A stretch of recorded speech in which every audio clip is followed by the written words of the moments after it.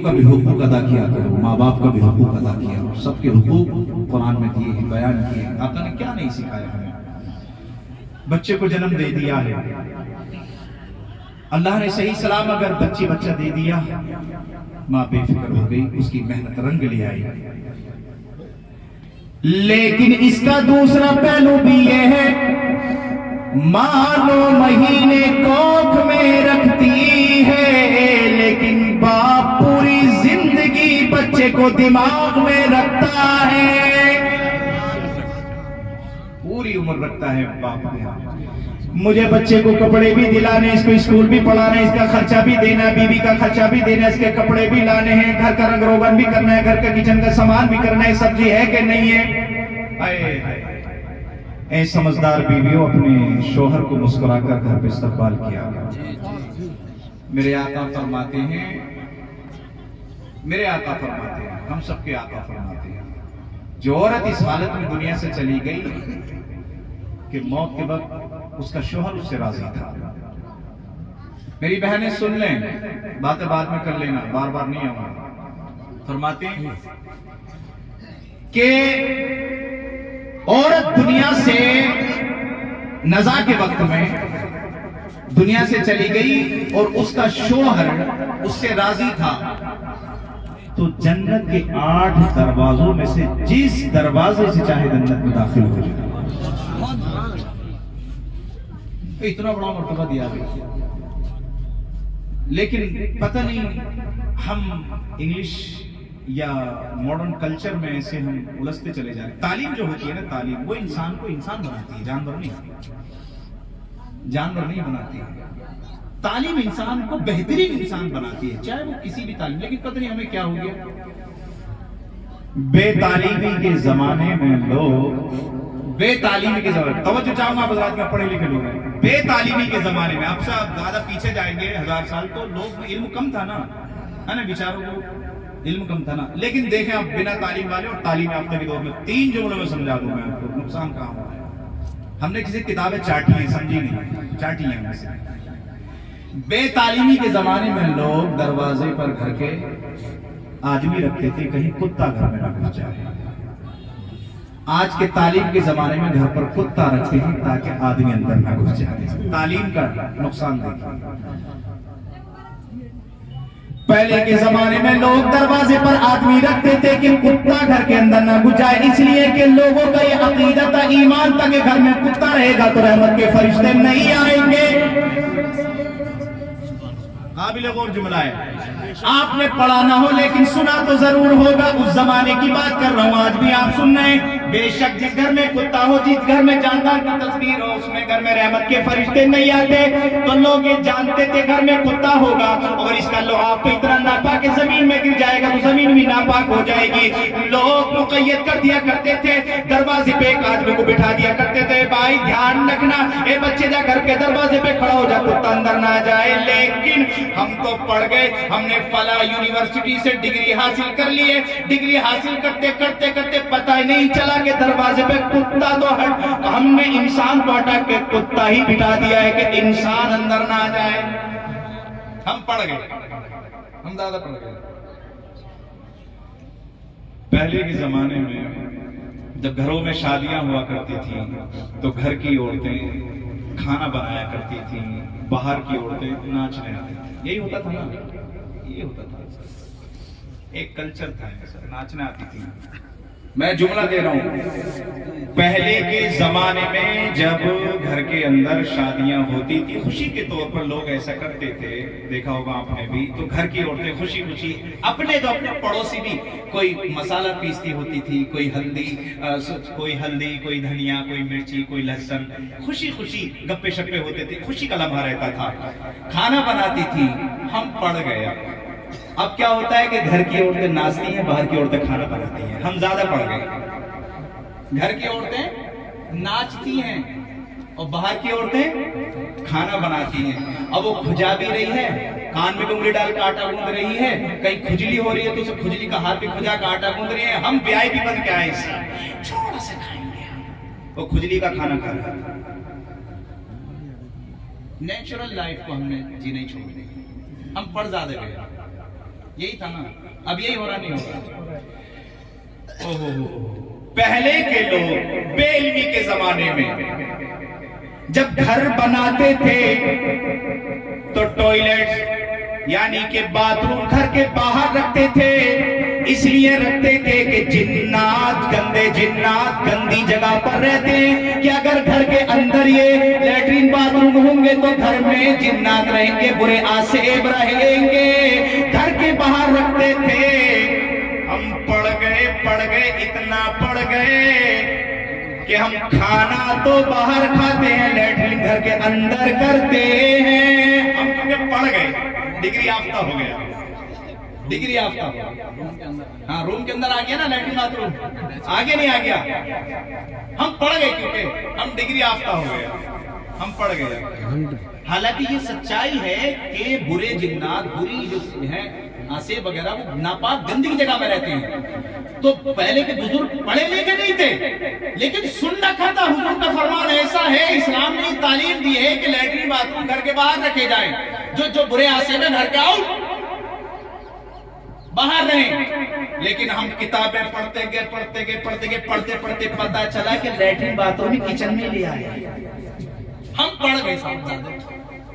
اور کھانا آج تو ہوٹل پہ کھا کے آئیں, وہی کھجلی کا, کیا معلوم کیسے بنا رہے ہیں, گارنٹی ہوئی ہے. ہم پڑھ گئے.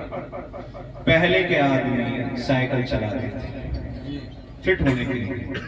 آج کا پڑھا لکھا آدمی کار سے جاتا ہے جم میں سائیکل چلانے کے لیے. فیٹ ہو گیا ہے, ہم سائیکل چلانے کے لیے. دیکھیے پڑھا لکھا معاف کیجئے گا, تھوڑا سا تعلیم کا صحیح فائدہ اٹھایا جائے. تعلیم انسان کو انسان بناتی ہے, نہ کہ غلط طریقے سکھاتی ہے. تو یہ کہیں نہ کہیں ہمارے ذہن میں ادھر سے آ گیا ہے, پچھمی ادھر سے مغرب کا کلچر ادھر آ گیا ہے.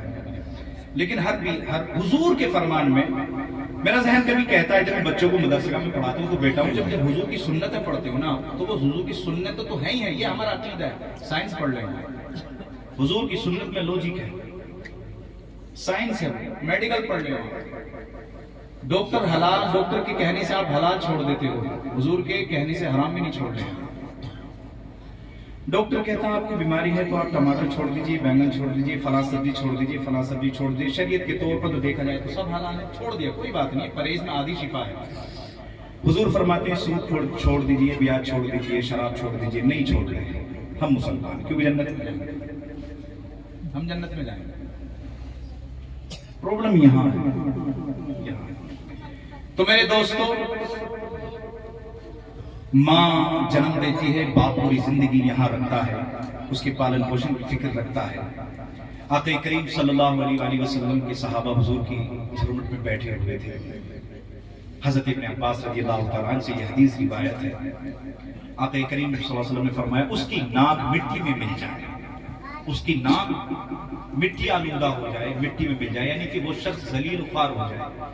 3 بار فرمایا, اس کی ناک مٹی میں مل جائے, اس کی ناک مٹی میں مل جائے, اس کی ناک مٹی میں مل جائے. صحابہ علیہ رضوان نے کہا, یا رسول اللہ کون ہے وہ انسان اتنا ذلیل جس کی ناک مٹی میں مل جائے؟ تو آقا فرماتے ہیں, وہ شخص مٹی میں مل جائے, اس کی ناک مٹی میں مل جائے کہ جس نے اپنے والدین کو یا ان میں سے ایک کو بڑھاپے میں پایا اور ان کی خدمت کر کے جنت حاصل نہ کر سکا, وہ مٹی میں مل جائے.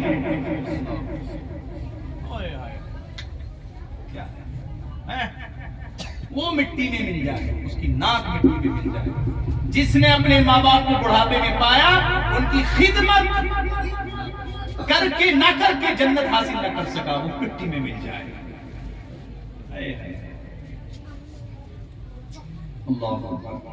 ایک صحابی رسول بارگاہ حضور میں حاضر ہوئے, عرض کیا رسول اللہ میں جنگ میں جانا چاہتا ہوں, جنگ میں جانا چاہتا ہوں یا رسول اللہ. آقا نے فرمایا, کہ آقا کے ہر کام میں حکمت ہوتی تھی. حضور نے فرمایا, ادھر آؤ, جنگ میں جانا چاہتے ہو, جاؤ. ماں زندہ ہے؟ جی زندہ ہے. جاؤ ماں کی خدمت کرو, جنت میں چلے جاؤ گے. سبحان اللہ. مسئلے ماں کی خدمت. ایک اور صحابی رسول حضرت ابن عباس رضی اللہ تعالیٰ کی حدیث بھی بیان کرتے ہیں. بارگاہ حضور میں حاضر ہوئے, یا رسول اللہ ماں باپ کا اولاد پر کیا حق ہے؟ ماں باپ کا اولاد پر کیا حق ہے؟ حضور فرماتے ہما جنتو کا بنا رکا، ہما جنتو کا بنا رکا، یعنی یہ دونوں تیری جنت بھی ہیں دوزخ بھی ہیں، یہ دونوں تیری جنت بھی ہیں دوزخ بھی ہیں۔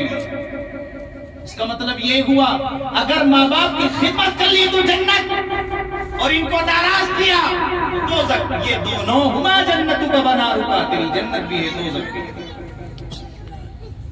حدیث پاک میں آتا ہے طاعت اللہ طاعت الوالد، معصیت اللہ معصیت الوالد۔ باپ کا نافرمان اللہ کا نافرمان ہے۔ میں اتنی فضیلت بتا رہا ہوں یار، تم نے کس کے جھنڈے تھام لیے؟ ماں باپ کی بات بتا رہا ہوں میں، حدیث اور قرآن سے،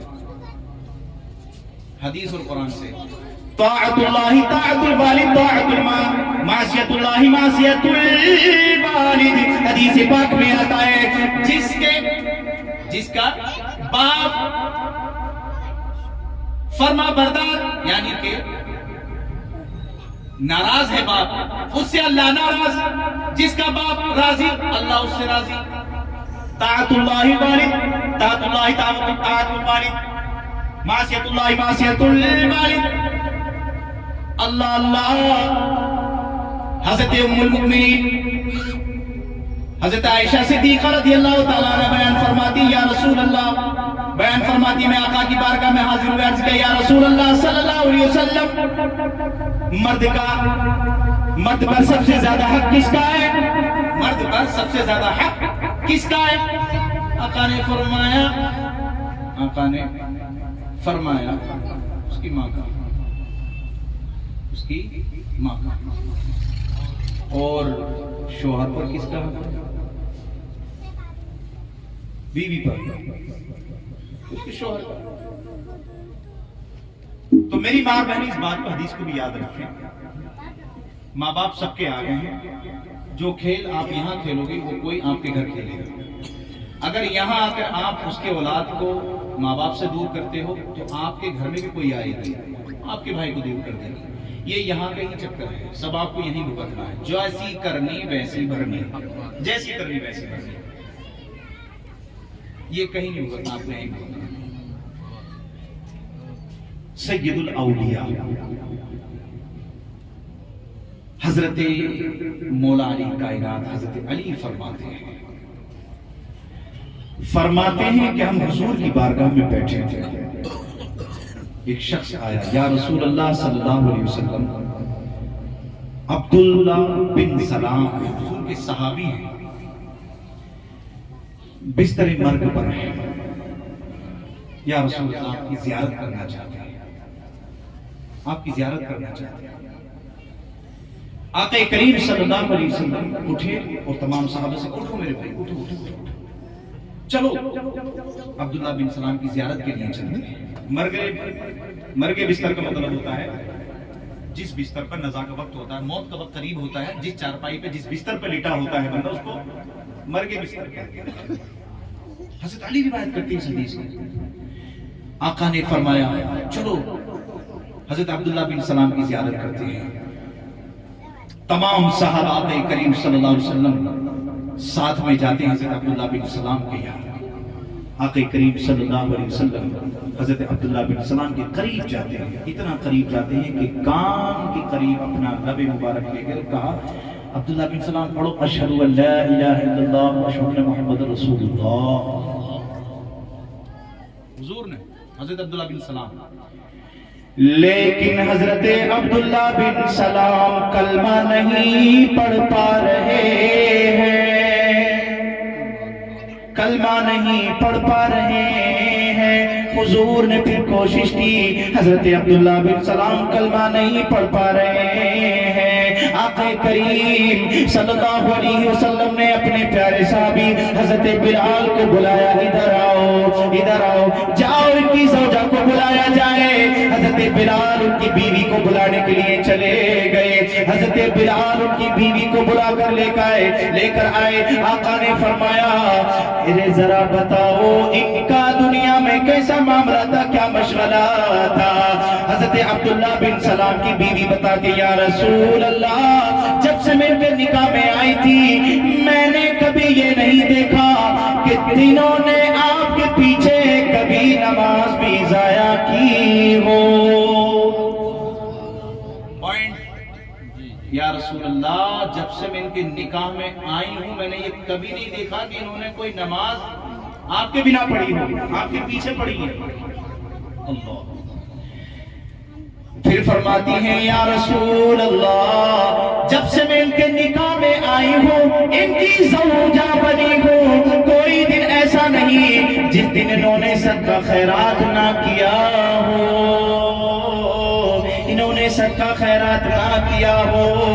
ہاں لیکن ایک بات ہے یا رسول اللہ، ان کی ماں ان سے ناراض ہے، ان کی ماں ان سے ناراض ہے۔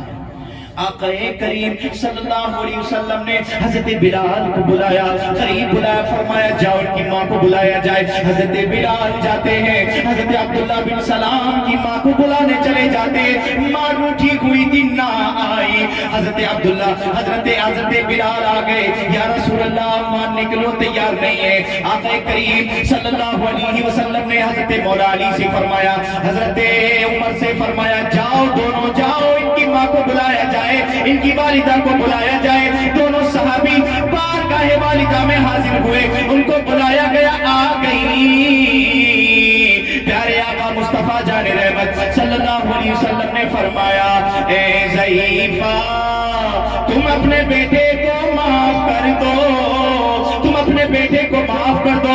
وہ کہنے لگی میں کیسے معاف کر دوں؟ جب آئی، جب چہرے پر نگاہ پڑی تو کہنے لگی اے عبداللہ بن سلام، میں تجھے نہ دنیا میں معاف کروں گی نہ آخرت میں معاف کروں گی۔ اللہ کے پیارے حبیب نے فرمایا اے ضعیفہ ایسا نہ کہہ، اپنے بیٹے کو معاف کر دے، اپنے بیٹے کو معاف کر دے۔ ماں کہنے لگی میں کیسے معاف کر دوں؟ اس نے اپنی بیوی کے چکر میں مجھے گھر سے نکال دیا، اس نے میری توجہ نہ کی، اس نے مجھے تکلیف پہنچائی، اس نے مجھے رلایا، اس نے مجھے بڑی تکلیف پہنچائی۔ اے مسلمانوں غور تو کرو، آقا سے گفتگو ہو رہی ہے، حضرت مولا علی بھی کھڑے ہیں، حضرت عمر فاروق بھی کھڑے ہیں، حضرت بلال بھی ہے اور اصحابہ کرام بھی ہے۔ خدا کی قسم پیارے آقا کھڑے ہیں، پیارے آقا نے کہا اے ضعیفہ ان کو معاف کر دو۔ جا میں کہتا ہوں محمد بن عبداللہ یہ بات کا شاہد ہے، تو اپنے بیٹے کو معاف کر دے، تیری ذمہ داری میں لیتا ہوں رب کعبہ کی قسم۔ جب آقا کریم صلی اللہ علیہ وسلم نے اتنا فرمایا تو وہ والدہ کہنے لگی، حضرت عبداللہ بن سلام کی والدہ کہنے لگی یا رسول اللہ جب آپ ذمہ داری لیتے ہیں، آپ اپنے صحابہ کے سامنے ذمہ داری لیتی ہیں تو میں یہ اس بات پر گواہی دیتی ہوں کہ جاؤ میں نے اپنے بیٹے کو معاف کر دیا ہے۔ آقا کریم صلی اللہ علیہ وسلم حضرت عبداللہ بن سلام کے قریب گئے اور پھر کانوں کے قریب گئے اور پھر پڑھو عبداللہ بن سلام اشہد ان لا الہ الا اللہ واشہد ان محمد رسول اللہ۔ حضرت علی فرماتے ہیں، حضرت عمر فرماتے ہیں، حضرت بلال فرماتے ہیں ہم نے اپنے کانوں سے سنا۔ حضرت عبداللہ نے